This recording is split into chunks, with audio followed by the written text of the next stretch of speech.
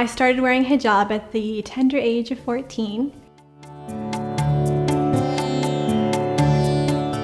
I remember the first day I went to school wearing hijab, I was terrified. I hadn't told any of my friends what I was going to do. None of my friends even knew I was Muslim, knew anything about Islam, and even knew too much about different ethnic groups and diversity and things like that. So when my mom was about to drop me off to school, I didn't want to get out. I was too scared. And it was my older sister who said, "You can do this." And she coaxed me out of the car and she was like, "You can do this." And then I was like, okay. I grabbed my backpack and got out.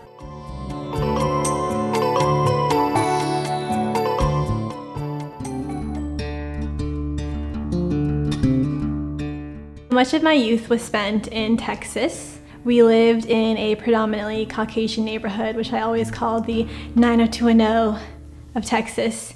And we were one of the few South Asian families there. And I just never felt like I belonged.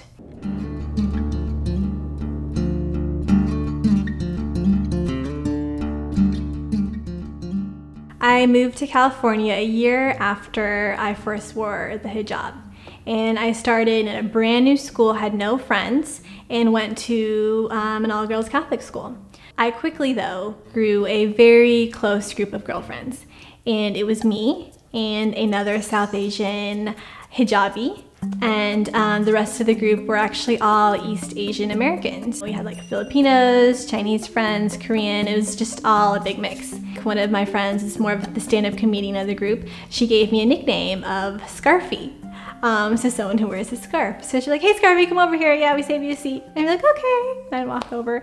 And I think the nickname stuck. And now when I introduce myself, sometimes I say, "Yeah, I'm Scarfy." And I think it's very cute. And it's kind of lived on since then. Growing up as an American teen, I was obsessed with being beautiful. In high school, a young girl's priority is to be pretty, to be stacked and to have a great figure, to have beautiful hair. The way that you're cool is if you have a boyfriend and if you have a car, and that makes you popular. Muslims actually don't date. I never had a boyfriend. I didn't have a car. I knew that the only thing really working for me was going to be my personality. So I tried really hard to make sure that people liked me, that I was funny or that I was nice and things like that, so I would have friends. And it wasn't until college where I really started developing more of my character and defining for myself what it means to be beautiful. So you have to do it, like a real chef. The number one question I get is, what does your hair look like? My hair is a little curly, wavy from my mom, and it's about like this long. Other females can see my hair, and I'm like, yeah, I can show you, so I'll take them into the bathroom and show them if they're a girl. It's actually just men that I can possibly marry who cannot see my hair. So my father can see my hair, my brother, all of that is fine. The second question I always get is, do you wear that at home? Do you wear that in the shower? And the answer is no. I definitely do not wear this 24 hours a day. That would be hard. So when I come home, I don't wear it. And in the shower, I definitely do not wear it. That would be kind of gross. For me, beauty really means confidence in your mind.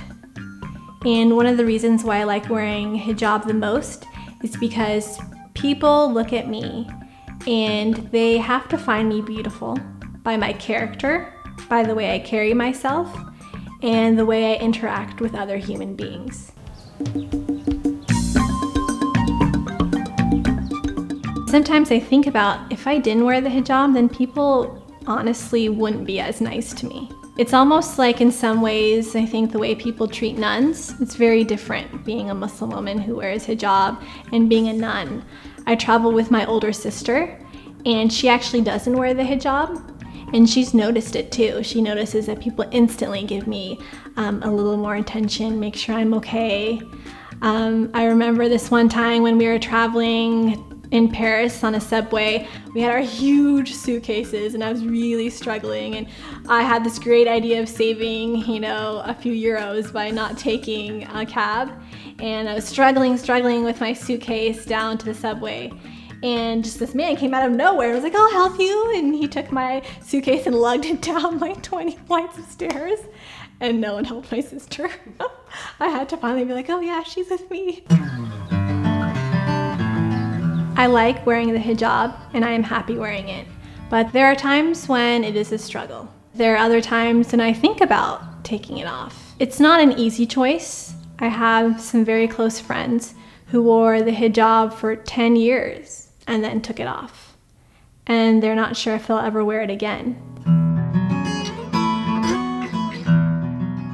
One of the common misconceptions of Islam is that everyone is one way, that's very rigid.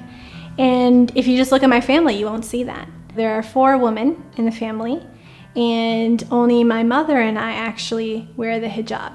My oldest sister and my youngest sister do not. And my parents would like them to, but it is a choice, and that's fine. My grandparents got married incredibly young. I can't even fathom. So my grandma was 9, and my grandpa was 13. And after that, my parents got married, I think at an age that more people expect. So my mom was 23 and my dad was 30. But we as Muslims are definitely following the trend in society, which is to get married later. So my oldest sister is 30 and she's not married. And I am 26 and I'm not married right now. I am looking to get married, but it is definitely very hard to find a good Muslim man out there. If you look at the things I've done in my life, the last thing you expect is that you'll meet someone who has worn the hijab since she was 14. I am really proud to have gone to a great high school, to have gone to a world-class university. I went to UC Berkeley, and after that to have spent the last 5 years working for an amazing company that is just known across the world. So I work at Google.